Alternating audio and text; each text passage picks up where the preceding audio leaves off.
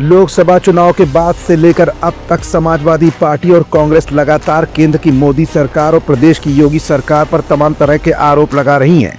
इन सब के बीच केंद्र की मोदी सरकार ने ऐसा कौन सा फैसला लिया जिसने विपक्ष को एक और बड़ा मुद्दा दे दिया है। अब आखिर अखिलेश यादव केंद्र की मोदी सरकार को लेकर क्यों बरस रहे हैं? आने वाले चुनाव में अखिलेश किस चीज से लोगों को आगाह कर रहे हैं और क्या अब अखिलेश इसी मुद्दे को लेकर संसद में भी अपनी आवाज बुलंद करने वाले हैं या फिर सड़क से लेकर संसद तक एक बार फिर अखिलेश की आवाज अपने कार्यकर्ताओं के साथ गूंजने वाली है? क्या अब सूचना का अधिकार यानी कि आरटीआई कानून खत्म करने के लिए मोदी सरकार ने अपने कदम आगे बढ़ा दिए हैं और इसी कदम को रोकने के लिए अखिलेश ने भी क्या अब मजबूत कमान संभाल ली है? दरअसल ये मामला क्यों इतना उठ रहा है, ये जानने और समझने से पहले हम आपको ये बता देना चाहते हैं कि आखिरकार केंद्र सरकार ने ऐसा कौन सा बड़ा निर्णय अचानक ले लिया है जिसके बाद अब सियासी उठापटक तेज हो चुकी है। उधर केंद्र की नरेंद्र मोदी सरकार ने चुनाव नियमों में बड़ा बदलाव किया है, तो इधर अखिलेश यादव ने अपनी आवाज बुलंद करना शुरू की। बदले हुए नियमों के तहत बूथों के सीसीटीवी फुटेज अब आम लोगों के लिए उपलब्ध नहीं होंगे। इसे लेकर सपा मुखिया अखिलेश यादव ने सरकार पर निशाना साधा और तंज कसा है। उन्होंने कहा कि ये नए जमाने का इलेक्ट्रॉनिक बूथ कैप्चरिंग है। उन्होंने कहा कि वो लोकतंत्र कैसा जहां जनता के आवाज उठाने पर ही पाबंदी लग जाए। उन्होंने कहा कि इसी बात को आधार बनाकर कल भाजपा सरकार सूचना के अधिकार को ही खत्म कर देगी।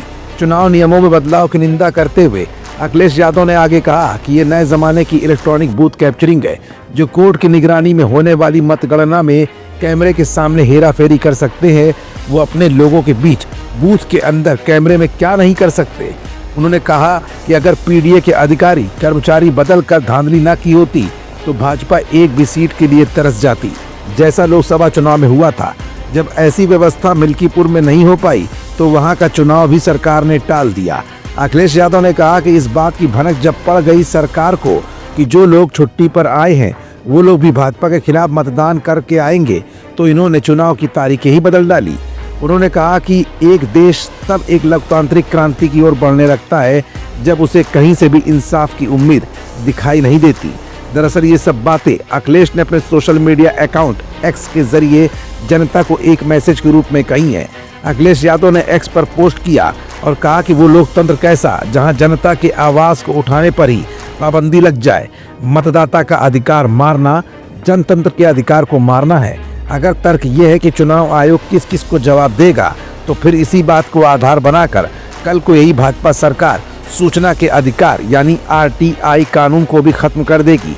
मतलब साफ है कि जहां एक तरफ अंबेडकर को लेकर दिए गए अमित शाह के बयान से संपूर्ण विपक्ष सरकार के खिलाफ लगातार खड़ा हो रहा है, तो वैसे में मोदी सरकार का चुनाव को लेकर बदले गए नियमों के आधार पर एक और बड़ा मुद्दा भी अब विपक्ष के हाथ लग गया है।